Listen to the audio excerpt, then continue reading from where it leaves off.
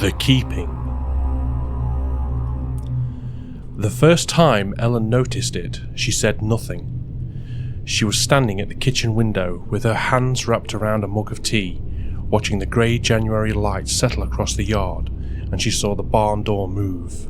Not swing, it wasn't windy that morning, or not windy enough for that, but shift, the way a door shifts when something on the other side of it has just leaned against the wood and then brought better of it. A single deliberate movement, then stillness. She watched the door for a long time. The tea went cold in her hands. When Martin came in from feeding the hens, they kept 6.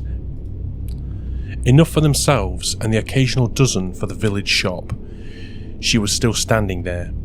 "You all right?" he said, pulling off his boots in the porch.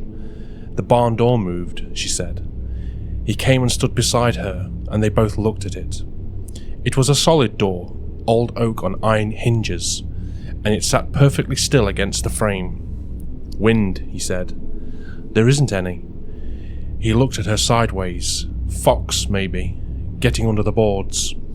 It moved from the inside. Martin was quiet for a moment. Then he said, "I'll have a look after breakfast." And that was that. He had that quality, which Ellen had loved and occasionally resented across the 23 years of marriage, of being able to set things down without needing to hold it. He could decide not to worry about it and then simply not worry. She had never managed it herself. He went out after breakfast, as he said he would, and came back 10 minutes later smelling of cold air and old straw. "Nothing," he said. "Hinges are solid, door closes right. Probably just a light playing tricks through the clouds." Ellen nodded and said yes, probably, and said nothing more about it, but she kept watching the door. Cairn Farm sat at the end of the lane that branched off the B road 2 miles south of Fenwick, which was itself not much more than a cluster of stone cottages, a pub, and a post office that kept its own hours. The Holloways had lived there for 11 years, coming up from Leicester after Martin's father died and left him the place. Neither of them had been farmers by nature. Martin had spent his 30s in commercial printing, Ellen in the administration office of a secondary school, but they had adapted, in the way that practical people do, and found that they didn't miss the city as much as they expected to. The farm was modest, 12 acres, mostly rough pasture. They kept the hens, a vegetable plot that Ellen expanded each year, and 2 horses that were elderly and largely ornamental, belonging to an era when the previous tenants had had children who rode. The barn was the original structure on the property, older than the farmhouse itself, late 18th century according to the deeds, built from the same pale limestone that everything else in this part of the country, with the roof that had been refelted twice since they had arrived and would need doing again within the year. Martin used it for storage mostly, old equipment, winter feed, the kind of accumulated farm debris that has no clear value and can never quite be thrown away. There were stalls along one wall that hadn't housed animals in decades, and a loft above them that had half boarded out with the intention of creating useful storage space and then never quite finished. The loft ladder was steep and light up on the only way came from a single grimed dark window at the gable end. It was a barn like 10,000 other barns in the north of England. Ellen had always found it more melancholy than threatening, a building where things had stopped happening, until January. The second occurrence was 4 days after the first. Martin was out in the lane doing something to the Land Rover, a vehicle so old and temperamental that he referred to it in conversation as an ongoing project, and Ellen was bringing the washing from the line before the frost hardened again. It was mid-afternoon, already dimming, the light having that peculiar quality of winter in the country where it seems to be retreating rather than simply fading. She had her arms full of cold sheets when she saw the woman, or rather, she saw someone walk into the barn, a woman's shape, upright, deliberate, wearing something long and pale. The barn door was standing half open. Martin sometimes left it that way when he was working in the yard, and the figure walked through it with easy confidence of someone who knew where they were going. Ellen stood very still. The sheets pressed against her face smelled of frost and washing powder. She watched the barn door for a full minute. No one came out. She put the washing down on the garden wall and walked across the yard. The cold was beginning to bite properly now. That particular cold that comes in off the moors and finds the gaps in your clothing with what feels like intelligence. She pushed the barn door open to its full extent and stepped inside. The barn was empty. The late light had come through the high side windows and lay across the stone floor in a long pale panels. Dust moved in the air, the disturbance of her entrance, she supposed. The old machinery stood where it had always stood. The straw bales were stacked as Martin had left them. The horse tack hung on its pegs. But the small wooden stool that usually sat under the workbench had been moved to the centre of the floor. Just that, just the stool, positioned with an oddness that she couldn't articulate, not randomly placed, but set there, the way you would set a stool if you intended to sit on it.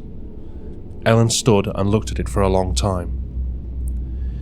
Then she picked it up and put it back under the workbench, went back to the house and finished bringing the washing. She told Martin at dinner. He got up without a word and went out to look. When he came back, he said the barn was empty and the stool was under the workbench and there was nothing to worry about. I saw someone go in, she said. Someone from where? There's no one around for half a mile. I know what I saw. He didn't argue. He had learned, over 23 years, to understand the difference between Ellen reporting something and Ellen making a claim. She was a rational woman. She didn't embellish. Could have been a walker, he said finally, come off the footpath by mistake. They get lost in winter when the markers aren't clear. Probably saw it was just a barn and went back out the way they came. I was watching the door the whole time. No one came out. Martin turned his wine glass in his hands. I'll put a bolt on tomorrow, he said, inside and out. He did. He fitted a heavy sliding bolt on the exterior hasp and told Ellen to keep it drawn when neither of them were inside. She thanked him and told herself that would be the end of it. It wasn't the end. The sounds began in the second week. Not sounds from the barn exactly, or not at first. More a quality of the nights, a texture to the silence that hadn't been there before. Ellen would lie awake in the small hours and hear nothing that she could name, but feel, with some animal part of her mind, that the farm's silence was not empty, that there was something at the edge of it, a presence. Martin slept soundly. He always had. On the fifth night of this, as just past 2 in the morning, she heard it clearly, a single sustained creak from the direction of the barn. Not a settling sound. She knew what the buildings sounded like as they settled, had lived with the sounds for 11 years. This was heavier, deliberate, the sound of weight moving across the old boards of the loft. She lay still and listened. It came again, then a silence. Then, very faintly, what might have been something being dragged. She shook Martin's shoulder. He was groggy and resistant for a moment, then fully awake in the way that people who live on the farms learn to be, upright, alert, and already moving. Barn, she said. He listened. The sound had stopped. Could be rats in the loft, he said, or a bird got in. Pigeons sometimes get through the gap in the gable. That wasn't pigeons. They put on both boots and coats.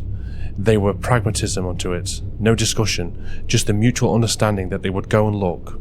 And Martin took the torch from the drawer and they crossed the yard. The night was clear and bitterly cold, the sky enormous and very black, the stars hard and indifferent. Their breath came in clouds. Martin drew the exterior bolt and pushed the door open. They stood in the doorway together and swept the torch across the interior. The beam moved over stone and straw, timber and old iron, and found nothing. Everything was where it should be. Nothing had been dragged, and nothing was out of place. Almost nothing. "Martin," Ellen said. The stool was in the centre of the floor again. He crossed it and picked it up and turned it on its hands as if it might offer some explanation. It was just a stool, rough made, old, one leg worn shorter than the others. He carried it back to the workbench and put it down and turned a slow circle with the torch. "I bolted this," he said. "I know. The bolt was drawn when we came out. I know." He shone the torch up at the loft. The ladder leaned against the boards. He climbed out, one-handed, holding the torch, and spent a few minutes up there where Ellen stood on the barn floor and watched the beam moving through the gaps. When he came down, his face had a look that she hadn't seen before, not frightened exactly, but careful. "There's a handprint up there," he said, "on the dust on the boards, small, like a child's hand. They had no children. No children came to the farm. It was a mile from the nearest house." They went back to the farmhouse and neither of them said very much. Martin made tea that neither of them drank, and they sat on the kitchen table until the sky began to pale, and then Ellen said she was going to try and sleep, and Martin said he thought it'd be a good idea. He sat alone at the table for another hour, and then called Gareth Proctor at the neighbouring farm when the decent hour had arrived, and asked, in a roundabout way, whether there'd been any trouble, trespassers, travellers, anyone camping on the lane. Gareth said no. It had been quiet as the grave, he said, and laughed at his own phrasing, and Martin thanked him and rang off. By the 3rd week of January, the days had taken a quality of suspension, as though time itself were held between 2 fingers and made to slow. The farm work continued, as always did, regardless of how little either of them had slept, but Ellen began to notice that the hours felt strange, that morning seemed to arrive before she had expected it, and that evening came too quickly, as though the hours between were being compressed without her consent. She mentioned it to Martin. "You're not sleeping properly," he said. "It does things to time." "Neither are you." He didn't deny it. There were shadows under his eyes that she hadn't seen since the winter his father was dying, and he had the same quality he had been then, and then slightly behind himself, of responding a half-beat late, like a man carrying something heavy that required most of his attention. The 3rd figure, or the 2nd, if the first one had been a walker, appeared on a Tuesday morning. Ellen was at the kitchen window again. She was aware she spent more time there than she had used to, that she had developed, without deciding to, a watchfulness she couldn't shake. She told herself this was just what happened when the thing remained unresolved, that the mind attached itself to the open question. She was watching the yard and she saw a man walk out into the barn. He was tall and wore something dark that she could not have said, under any questioning, that she had the clear impression of his face, only that he had one, that he was a man rather than a shadow, and that he'd walked with an unhurried ease of someone who had been inside the barn on entirely legitimate business and was now done with it.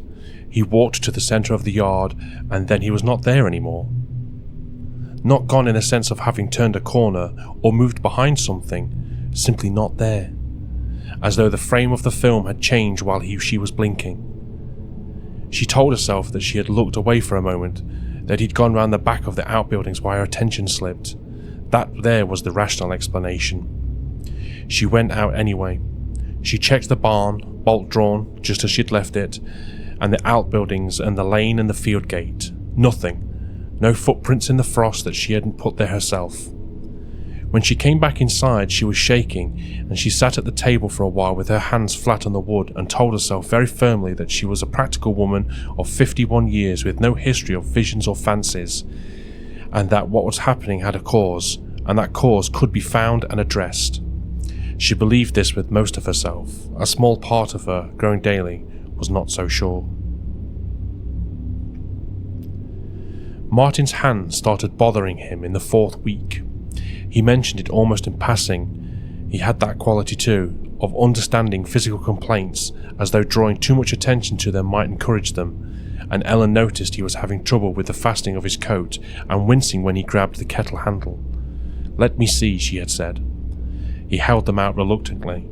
The knuckles were swollen, a deep reddish purple, and when she pressed gently on his fingers, he drew a sharp breath. "How long?" she had said. "Few days." "Martin, I thought it was the cold, the work.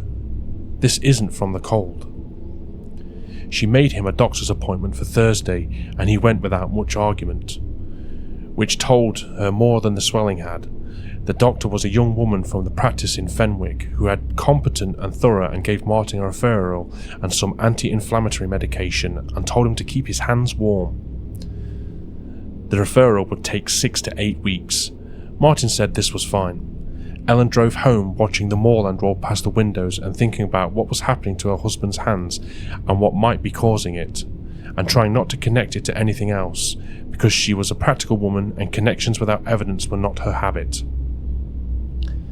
That night she dreamed about the barn. She was standing inside it, just at the edge of torchlight, and at the far end, where the old stalls were, in the corner where the stones were darkest and the floor never quite dried, there was something. Not visible, a shape of air that was somehow denser than the air around it, a place where the space folded.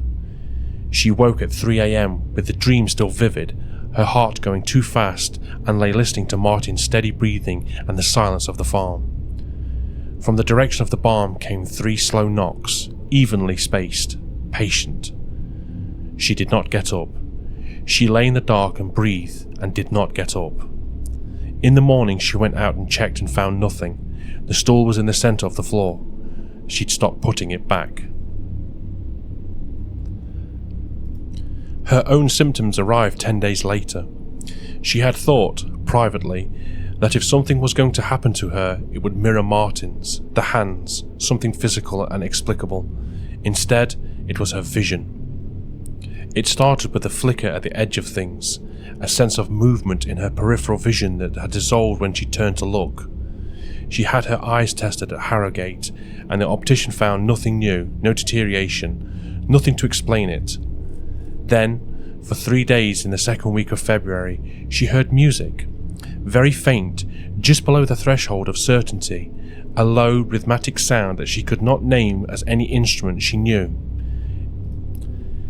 It came in the evenings, when light was going, and it seemed to come from outside, and when she had went outside, it seemed to move away from her, always at the limit of hearing. Martin heard it too. On the second evening, he came in from the yard with a strange expression and asked her if she had had the radio on, and when she said no, he stood in the kitchen doorway for a moment, listening to the silence. "There it is," he said quietly. They went out together. The music was there, if music was the word for it, low and regular, without clear direction, seeming to inhabit the air itself rather than come from any point within it. They stood in the dark yard with their coats pulled around them and listened until it stopped, which it did without diminishing, simply ceasing, as if the door had been closed. They looked at each other. "I'm calling someone," Martin said. "Who?" Ellen said. "Who do we call?" He didn't have an answer. They went inside. He did call someone, in the end, Reverend Ashworth at the church in Fenwick, which neither of them attended and hadn't since the previous Reverend took service at Martin's father's funeral. He wasn't sure why he called the vicar rather than anyone else. Perhaps because there was no one else with any claim to expertise on whatever category the thing was becoming. Reverend Ashworth came on a Thursday afternoon and walked around the barn and the farmhouse and drank tea in the kitchen and listened to everything they had told him. He was a quiet, methodical man in his late 60s who gave the impression of having heard most things before. He said that the old name for this kind of occurrence that they were describing was a presence, and that the church's position on such things was more nuanced than popular understanding tended to assume. He said that most presences were not harmful in themselves, that they were often associated with particular locations rather than particular people, and that the best course was usually patience and a refusal to engage. He said he could speak some words of prayer if they wished. They wished. He stood at the barn door. He did not go inside, and spoke quietly for a few minutes in a manner that was dignified and carried, Ellen thought, the weight of genuine belief. Then he shook their hands and left. The night was the quietest in weeks. Ellen slept for 6 hours, which was the most she had managed in a fortnight. She told herself it had worked. But in the morning, the stool was on its side in the middle of the barn door, and the handprint in the loft had been joined by 3 others, and the low wooden door on the old hayloft, the door she had never seen fully closed in 11 years, was firmly shut. Martin found the drawings in March. He'd gone into the barn to locate some baling wire, a mundane task, the kind of task that requires you to look in places you haven't looked recently, and in the back of the workbench drawer, underneath a tangle of old electrical cable and several decades of accumulated farm debris, he found a folded piece of paper. He brought it inside and unfolded it on the kitchen table. It was old paper, the kind that yellows and softens with age, and on it someone had drawn, in pencil with some precision, a series of shapes that Ellen stared at for a long time before she could say what they were. They were doorways. Each one was slightly different in proportion and detail, but they were all recognisably doors. The rectangle of frame, the suggestion of a threshold, something on the other side that the draftsman had left as a darkness rather than attempting to represent. 9 drawings, 9 doors, and on the back of the paper, in a small, cramped hand, a date, November 1943, and a name she didn't recognise, Arthur Pell. Martin looked the name up in the country records that afternoon. Martin Pell had farmed Cairn Farm from 1931 to 1944, when he had died. The record was slightly ambiguous on this point, or rather, when he had ceased to appear on any subsequent documentation. No death certificate that Martin could find, no trace of departure or record of sale. The farm had passed to a cousin, according to the deed transfer, and the cousin had farmed it until 1978, when it had then sold again, and through several more hands until Martin's father acquired it. He drew those in November 1943, Ellen said, and then in 1944 he... We don't know what happened in 1944, Martin said carefully. No, Ellen said, we don't. She put the drawings in the dresser drawer and closed it. That night, her peripheral flickers were worse, and for the first time she saw something in them clearly enough to hold, a rectangle of darkness, self-contained, in the corner of her vision. Not quite a shape she had words for. As soon as she turned her head, it was gone, and the effort of turning, the effort of looking away, required more of her than she had. She stood in the bathroom mirror for a long time and breathed slowly, and reminded herself of who she was. There was a particular quality to March in the north of England, a false beginning. The light comes back and the air carries a thread of something softer, and a person believes, with some relief, that winter is releasing its grip. But the warmth is only ever borrowed in March. The cold returns, often worse for a brief respite, and the evenings close back in their particular cruelty. It was a mid-March that Ellen began to go to the barn in the afternoons. She was aware, as she did it, that the word she kept reaching for was drawn. She did not decide to go. She found herself going. There was no compulsion she could have named, no voice, nothing dramatic, but each afternoon around 3 o'clock she would find her coat, get it on, and her boots on, and then herself in the yard, and the barn door would be in front of her, and she would go inside. She told Martin about it the first 2 times. He came with her, and they walked the barn together and found nothing, and the stool was in the centre of the floor, and they stood and looked at it, and neither of them moved it any more. It had come to seem, over the weeks, like a feature of the place rather than an anomaly. After the 3rd time, she stopped telling Martin, because she could see what it was doing to him. The set of his jaw, the way he looked at her, and she did not want to give him something additional to carry. His hands were no better. He was managing, but she could see the effort, and the anti-inflammatories were making his stomach bad, and he wasn't sleeping, and there were lines in his face that she wore were not there in January. When she had found the barn, on the solitary afternoons, it was not frightening. There was the thing she could not reconcile. It should have been frightening, but it was not. There was a quality to the air inside the barn, a heaviness, a stillness that was distinct from ordinary stillness, that she found, against all logic, almost peaceful, as if the barn had its own atmosphere, as if the world inside its walls operated by different pressures. She would stand for 10 or 15 minutes. Nothing would happen. The light through the high windows would shift, and sometimes the air would move in a way that felt purposeful, and something would catch, right at the limit of perception, that low rhythmic sound that was not quite music. And in the far corner, near the old stalls, there was something that was almost visible, a difference in the quality of the shadow, a place that the eye kept returning to without ever quite being able to land. She did not go towards it. She was not yet prepared to go towards it. But she thought about it, during the hours between, with an intensity she would have applied at other points in her life to things that genuinely mattered. Martin began going too. He didn't tell her, and she didn't tell him, and was a week before they understood, without discussion, that they had both been doing it.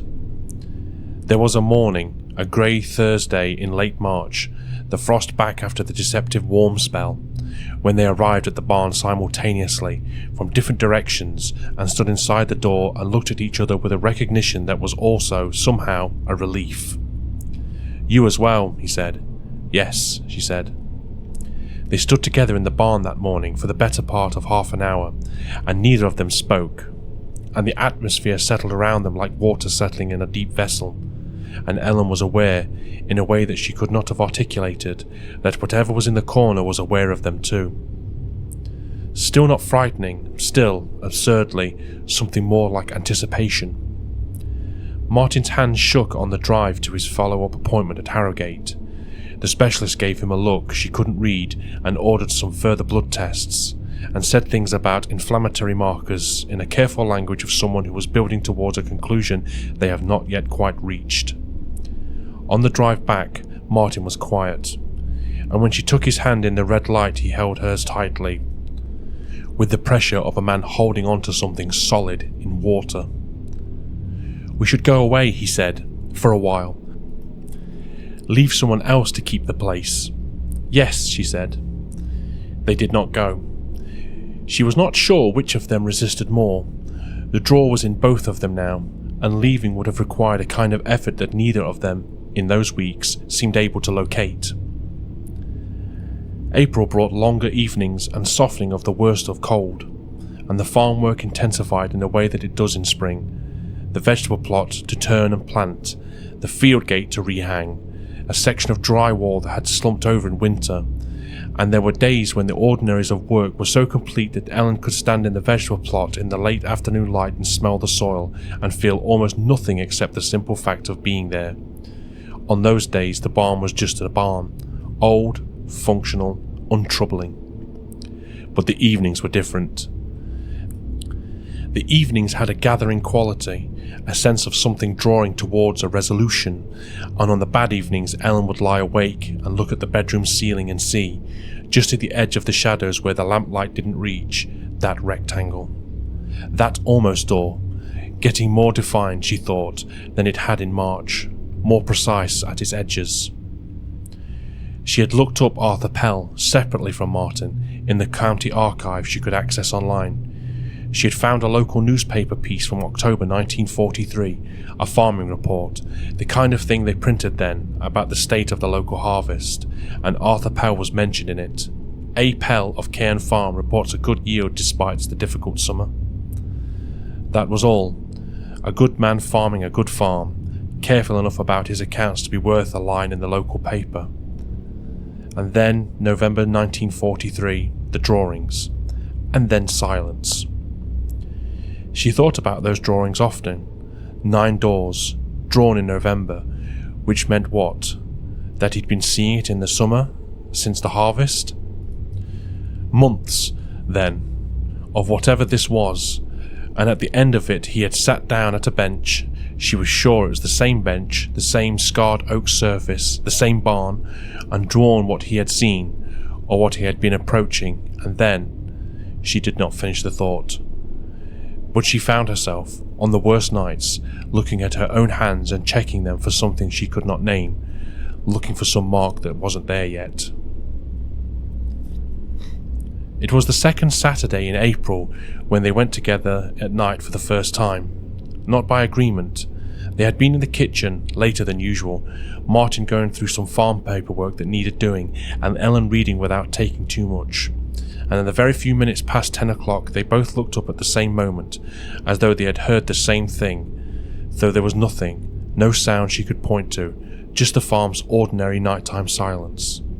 They looked at each other. Martin folded his papers.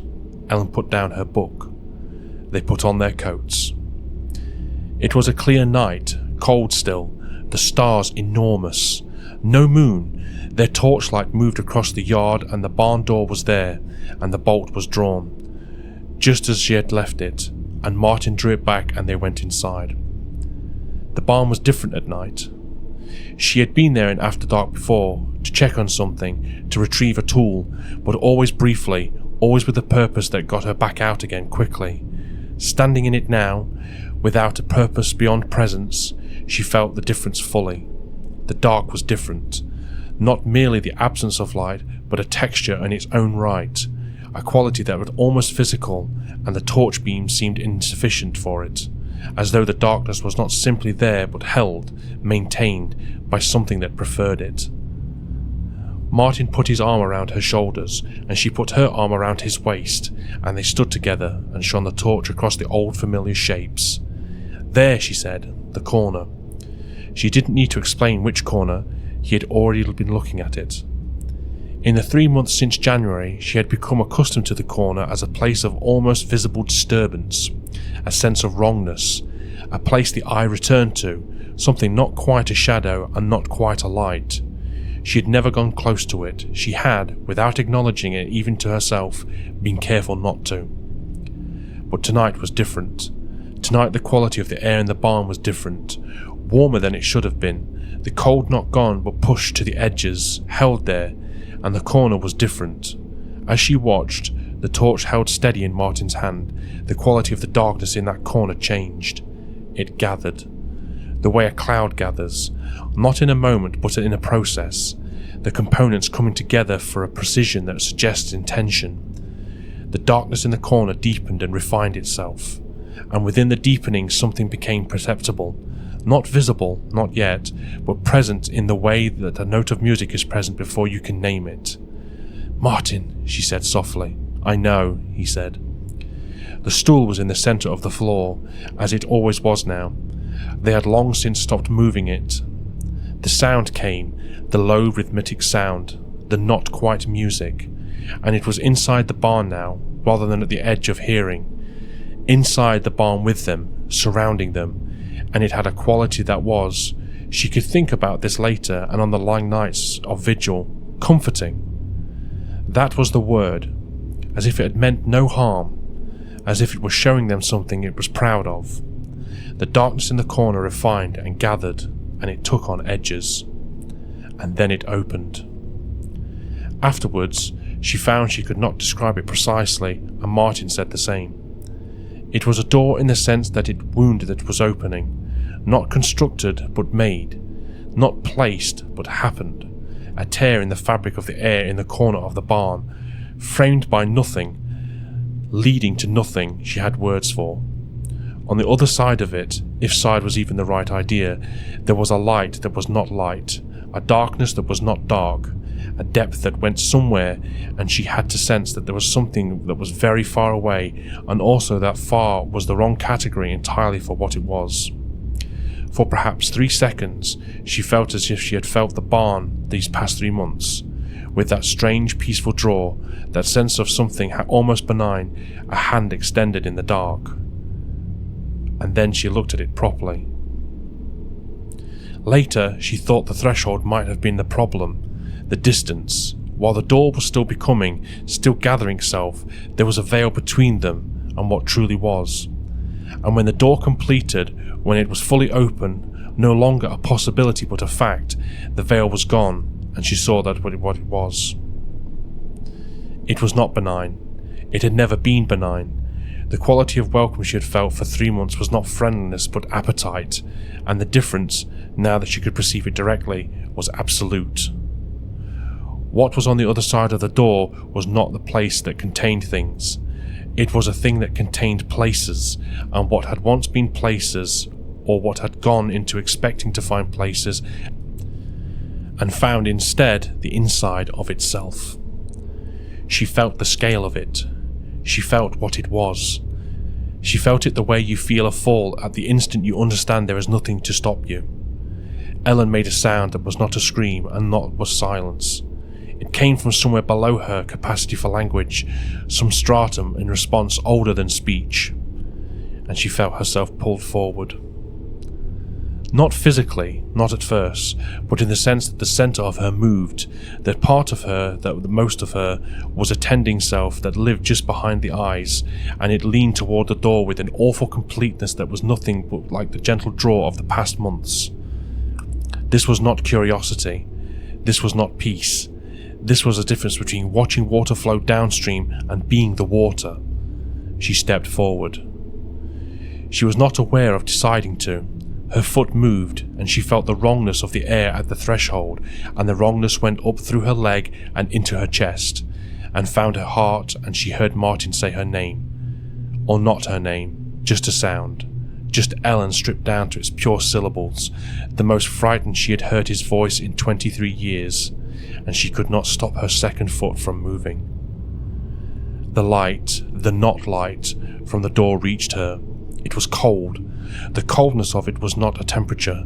It was an absence of something that she did not have a word for.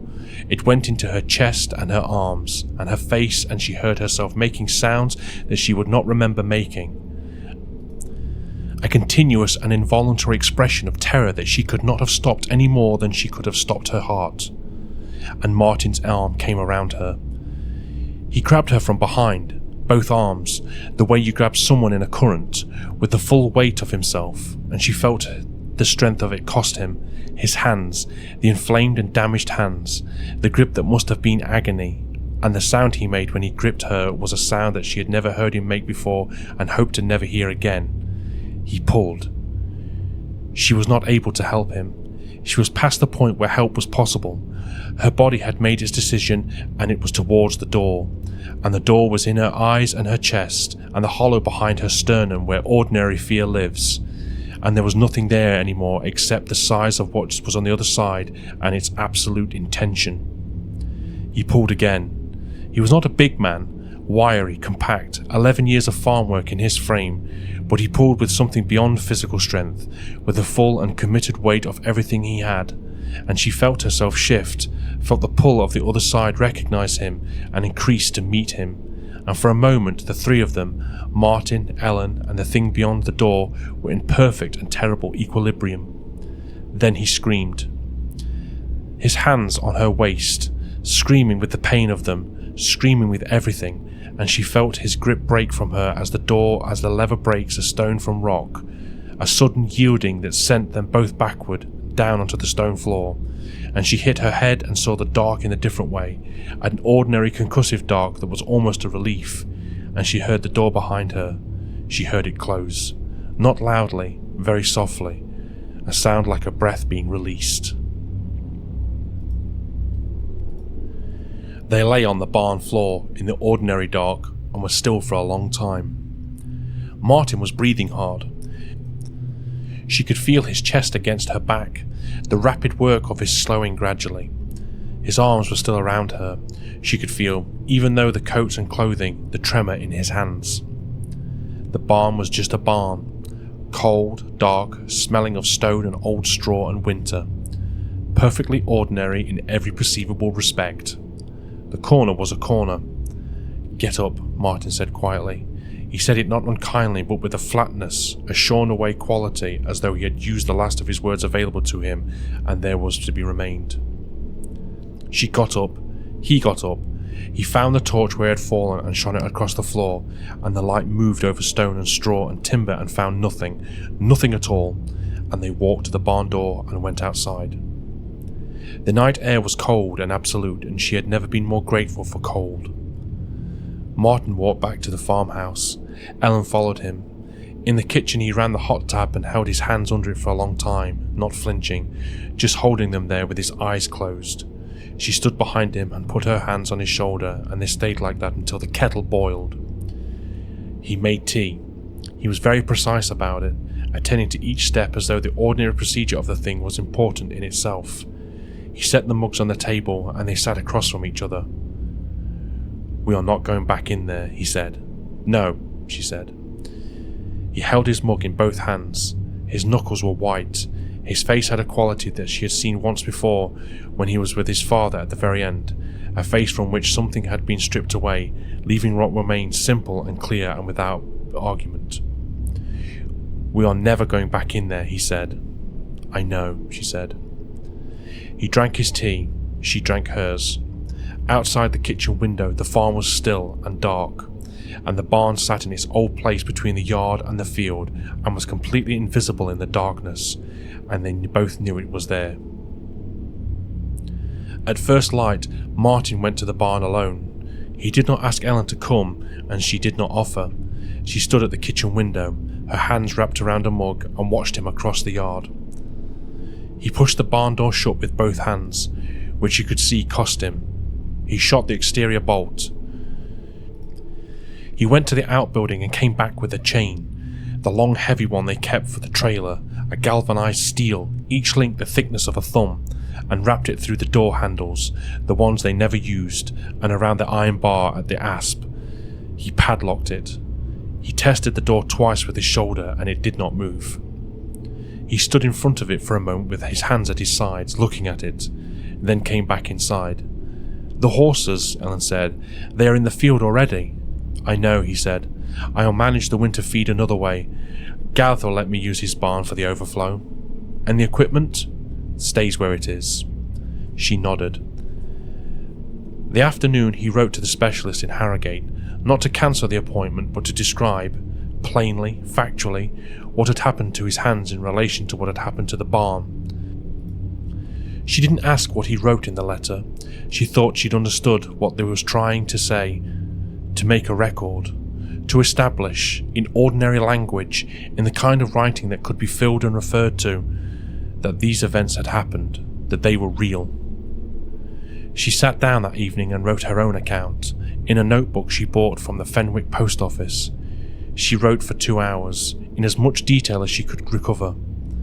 When she had done, she had made herself read it back, and found that the reading was harder than the writing, because the writing had a small mercy of requiring concentration, whereas the reading allowed her to feel it again. She put it in the dresser drawer with Arthur Pell's drawings. 9 doors. She had found the 10th. In the weeks that followed, Martin did not sleep easily, and neither did she, but the quality of the sleeplessness was different. The pressure was gone. The evenings no longer gathered. The peripheral flickers faded within a fortnight, and the sounds, the not-quite music, did not return. Martin's hands began, very slowly, to improve. The specialist was cautiously positive. The inflammatory markers were down. The process was not fully understood, she said, but the direction was encouraging. They did not speak often about what had happened in the barn, not because it was forbidden, there was none of that, but because they had both arrived without discussing it at the understanding that they had fully experienced and did not need to be replayed. It had a completeness. It was in the past in the way that things in the past often were not. What remained was the barn. Ellen had expected, in the days immediately after, to want to leave the farm, to pack and go, and put Cairn Farm and its cold limestone walls and its old buildings and its corner behind them permanently. The thought occurred to her every day for 2 weeks, and every day she turned it over and found, to her own bewilderment, that she could not do it. Not out of attachment to the place, not exactly, but out of a conviction she'd arrived at and could not now unpack. If they left, the door was left. If the door was left, someone would open it. Not immediately, perhaps not for years, but the barn would pass through other hands, and other hands would notice the corner, would feel what she had felt, the slow and gentle draw of it, the months of benevolent seeming, and they would not know what she knew about how it had ended. She said this to Martin one morning in May, standing at the kitchen window in early light, the yard green and clean with spring. He was quiet for a long time. "Yes," he said, "I know. That was all. That was enough." It is November now. The evening's coming early and the cold has found its way back into the mornings. And the light across the yard has that retreating quality that she had noticed nearly a year ago when the first figure appeared. Martin has a chair. He made it himself over the summer, in a spell of quiet afternoons when the farm work permitted it, a solid high-backed chair of the kind a man can sit at for several hours without discomfort, and he was positioned it in the kitchen where the window gives the full view of the yard and the barn door beyond. He sat there in the evenings. He sits there sometimes in the nights. The bolt holds. The chain holds. The padlock is sound. He does not go inside. He has not been inside since April, and he will not go inside again. He watches the door, and sometimes the door is just a door, and sometimes, on the longest nights, when the cold is absolute and the stars are hard overhead, there is, from somewhere on the other side of the oak and the iron and the chain, the faint suggestion of a sound. Low, rhythmic, patient. He watches the door, and it does not move. Ellen brings him tea at midnight and at 4 a.m, and she sits with him sometimes, and they watch together in silence. Once, in September, she put her hand over his arm of the chair and felt that his grip was better, that the strength was coming back into him, and she held his hand for a while in the dark while the barn sat solid and locked across the yard. In the morning, the light comes back. The work begins again, as it always does. The hens are let out, and the horses seen to, and the endless small maintenance of a farm in winter attended to, and the yard is ordinary, and the barn is bolted and chained, and the day passes. And in the evening, Martin takes his chair. He sits with his back to the room and his eyes on the door. He keeps watch. He will keep watch for as long as it takes. He has no idea how long it will be, and it no longer troubles him. This is the keeping now. This is what the farm is for.